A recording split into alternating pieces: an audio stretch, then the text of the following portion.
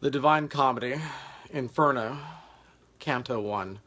The dark forest, the hill of difficulty, the panther, the lion, and the wolf, and Virgil. Midway upon the journey of our life, I found myself within a forest dark, for the straightward pathway had been lost.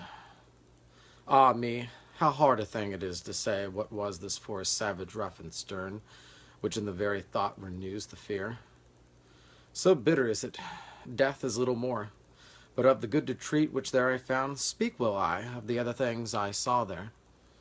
I cannot well repeat how there I entered, so full was I of slumber at the moment in which I had abandoned the true way. But after I had reached a mountain's foot, at that point where the valley terminated, which had with consternation pierced my heart, upward I looked, and I beheld its shoulders, vested already with that planet's rays which leadeth others right by every road. Then was the fear a little quieted that in my heart's lake had endured throughout the night, which I had passed so piteously.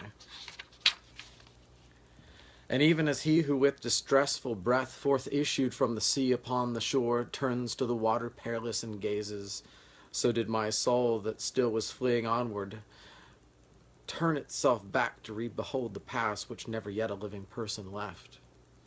After my weary body I had rested, the way resumed I on the desert slope, so that the firm foot ever was the lower. And lo, almost where the ascent began, a panther light and swift exceedingly, with which a spotted skin was covered o'er.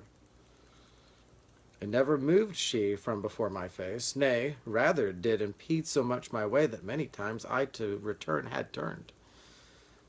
The time was the beginning of the morning, and up the sun was mounting with those stars that with him were, what time the love divine at first in motion set those beauteous things, so were to me occasion of good hope, the variegated skin of that wild beast, the hour of time and the delicious season. But not so much that did not give me fear, a lion's aspect which did appear to me. He seemed as if against me he were coming with head uplifted and with ravenous hunger, so that it seemed the air was afraid of him. And a she-wolf, that with all hungering seemed to be laden in her meagerness, and many folk has cause to live forlorn, so brought upon me so much heaviness, with the affright that from her aspect came, that I the hope relinquished of the height. And as he who is willingly acquires, and the time comes that causes him to lose, who weeps in all his thoughts and is despondent, e'en such made me that beast without in peace, which, coming on against me by degrees, thrust me back thither where the sun is silent. While I was rushing downward to the lowland, before my eyes did one present himself, who seemed from long continued silence hoarse. When I beheld him in the desert vast, "Have pity on me!" unto him I cried, "whiche'er thou art, or shade, or real man." He answered me, "Not man. Man once I was, and both my parents were of Lombardy, and Mantuans by country both of them. Sub Julio I was born, though it was late, and I lived at Rome under the good Augustus, during the time of false and lying gods. A poet was I, and I sang that just song of Anchises, who came forth from Troy after that Ilion the superb was burned. But thou, why goest thou back to such annoyance? Why climbest thou not the mount delectable, which is the source and cause of every joy? Now thou art Virgilius, and that fountain which spreads abroad so wide a river a speech?" I made response to him with bashful forehead. "O, of the other poets' honor and light, avail me the long study and great love that have impelled me to explore thy volume. Thou art my master, and my author thou art alone the one from whom I took the beautiful style that has done honor to me.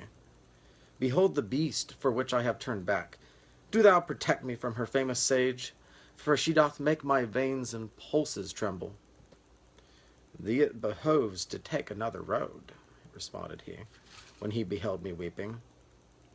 "If from the savage place thou wouldst escape, because this beast at which thou criest out suffers not any one to pass her way, but so doth harass him that she destroys him, and has a nature so malign and ruthless that never doth she glut her greedy will, and after food is hungrier than before.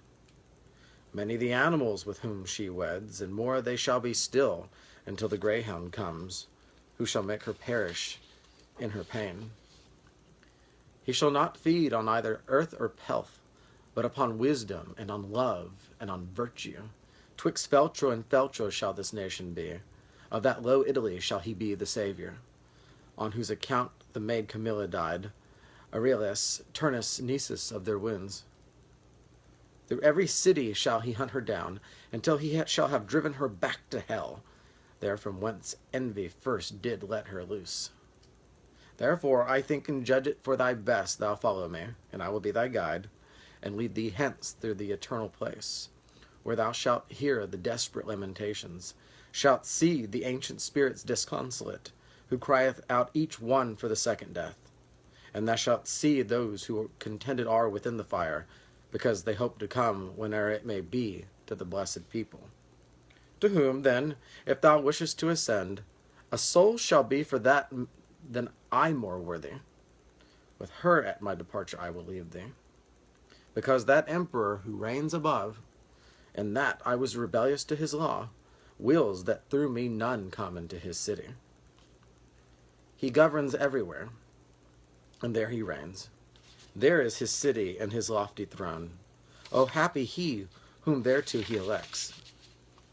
And I to him, Poet, I thee entreat by that same God whom thou didst never know, so that I may escape this woe and worse, thou wouldst conduct me there where thou hast said, that I may see the portal of St. Peter, and those thou makest so disconsolate. Then he moved on, and I behind him followed.